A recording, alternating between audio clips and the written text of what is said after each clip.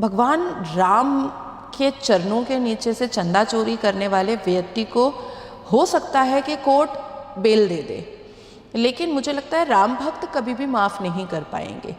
लेकिन नाज़िया इलाही को सज़ा देना होता तो नाज़िया इलाही उस चोर को क्या सज़ा देती? उम्र कैद की सज़ा देती मैं, उम्र कैद की। सालों साल की लड़ाई, हिंदू मुसलमान की लड़ाई, बाबरी मस्जिद की लड़ाई, राम मंदिर अयोध्या तक आई, सारे लोगों ने, बहुत सारे ऐसे लोग हैं जिन्होंने अपने घर बेच के और वहाँ पे पैसे लगाए, तो उसके लिए उम्र कैद की सज़ा बहुत कुछ कम नहीं लगती आपको?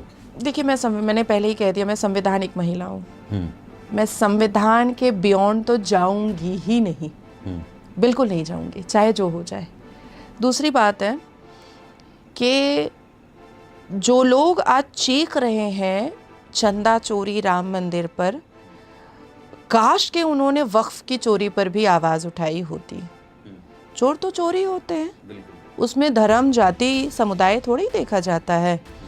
काश के लोगों ने मुस्लिम पर्सनल लॉ बोर्ड की फंडिंग पर भी, चोरी पर भी आवाज़ उठाई होती। काश के लोगों ने मज़ारों के चंदा पर भी, चोरी पर भी आवाज़ उठाई होती। आई विश, न्यूट्रल रहना है तो हर जगह न्यूट्रल रहो ना। अजमेर शरीफ के न्यूड फोटो शूट 1992 की बात मैं कह रही हूँ, कोई नहीं बात करता। चंदा चोरी पे तो अभी सब बात कर रहे हैं, लेकिन इतना बड़ा पाप एक पाक मुक़द्दस जगह अजमेर शरीफ में हो गया, कोई बात ही नहीं करना चाहता है।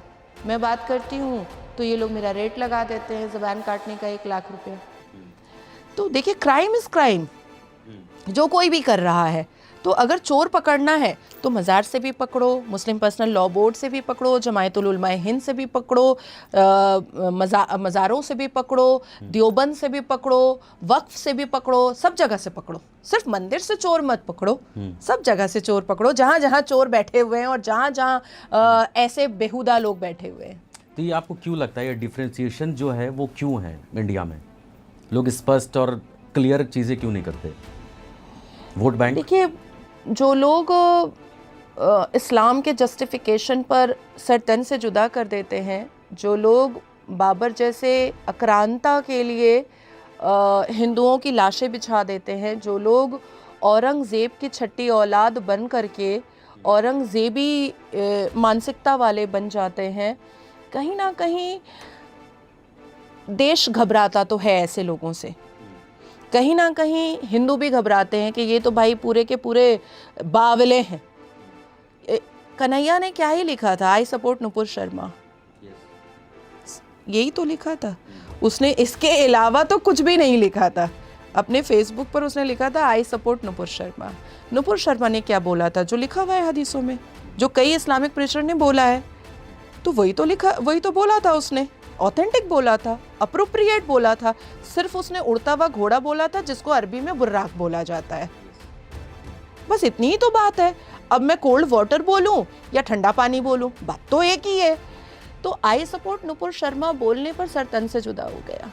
तो इसलिए भी बहुत सारी चीज़ों के लिए बहुत चुप रहने की एक स्ट्रैटेजी फैलाई जाती है। दूसरा, ऐसा नहीं है कि सिर्फ भारत और पाकिस्तान अलग हुआ, चीन और जापान भी तो हुआ।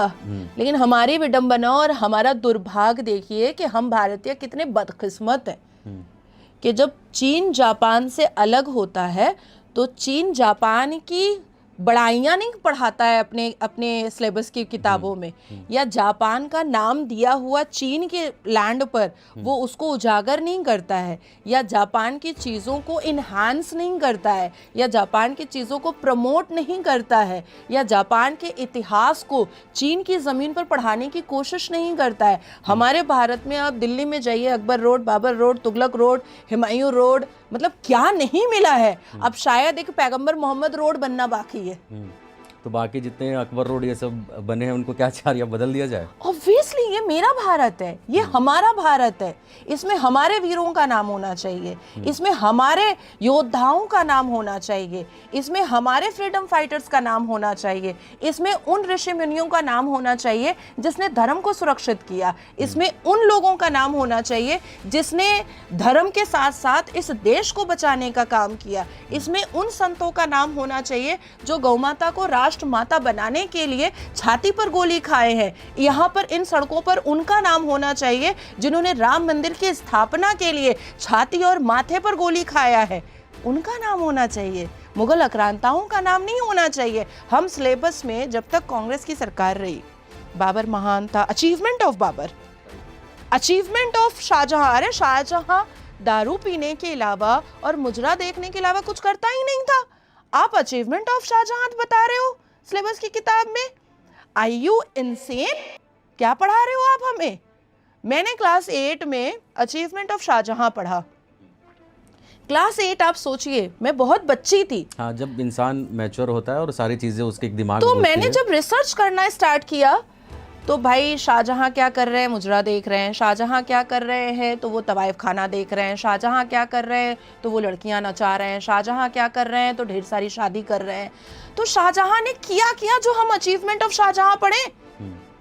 अचीवमेंट ऑफ औरंगजेब, भाई तलवार की नोक पे उसने सलवार पहनाया और तलवार की नोक पे उसने सलवार उतारा, और आप हमें पढ़ा रहे हो अचीवमेंट ऑफ औरंगजेब। आप किसको पागल बनाने की कोशिश कर रहे हो? तो मुझे ऐसा लगता है कि व्यवस्थाओं को ठीक करने से आज देश की जो हालत है, जिस तरीके से फिर से देश को तोड़ने की साजिशें चल रही हैं, जिस तरीके से असामाजिक तत्वों को रोटी और बोटी दी जा रही है, इसको डिकोड करने के लिए हमें शुरू से शुरू करके ठीक करना पड़ेगा।